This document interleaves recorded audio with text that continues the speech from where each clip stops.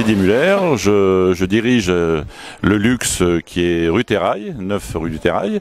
C'est un bar, discothèque, et nous sommes partenaires avec le FRAC. C'est un partenariat qui est un peu différent. Enfin, c'est du mécénat, mais c'est plutôt un partenariat, puisque c'est un échange, on va dire. Le FRAC ne nous donne pas d'argent, on ne donne pas d'argent au FRAC, on fait un échange. Voilà. Nous sommes sur les tablettes du FRAC, nous sommes sur les invitations en tant que luxe, et en échange, nous faisons un cocktail, les cocktails pour le FRAC. Nous l'organisons selon les expositions, mais évidemment, ça va entre 3 et 4 fois dans l'année. Mais si vous voulez, la publicité que nous ne mettons pas sur des cartons d'invitation, sur des publicités extérieures. Les gens qui viennent au luxe, qui ne connaissaient pas cet endroit, on a 150, 200 personnes des fois qui viennent d'un coup, donc ils le connaissent. Le coût, on le retrouve toujours quelque part, vous savez.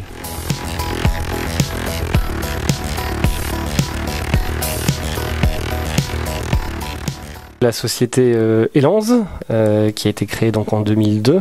Donc nous sommes une société de services en informatique. Nous sommes 45 personnes sur Clermont-Ferrand. On développe des programmes informatiques pour des PME de la région. Et on a également une activité d'assistance technique, donc de mise à disposition d'informaticiens auprès de grands comptes. On a donc développé le site internet pour le FRAC. Enfin, on a plutôt travaillé en fait comme si c'était un client. Ils sont arrivés eux avec un cahier des charges assez précis. Ils avaient également leur société de communication qui a créé les logos, qui a fait toute la charte graphique. En temps de travail, on a, on va dire, à peu près 10 mois hommes de travail sur le sujet.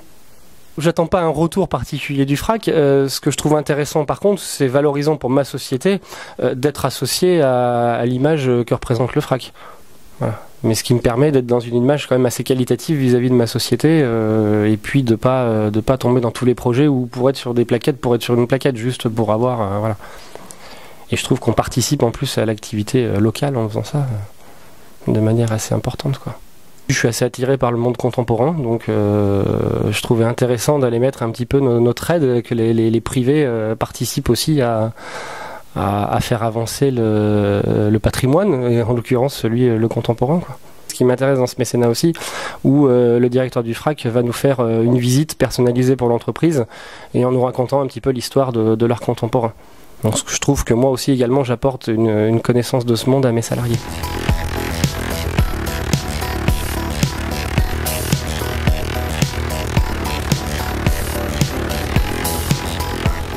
Je suis le fondateur et le président de la holding des laboratoires Théa, laboratoire pharmaceutique implanté à Clermont-Ferrand et spécialisé dans les médicaments pour les maladies des yeux.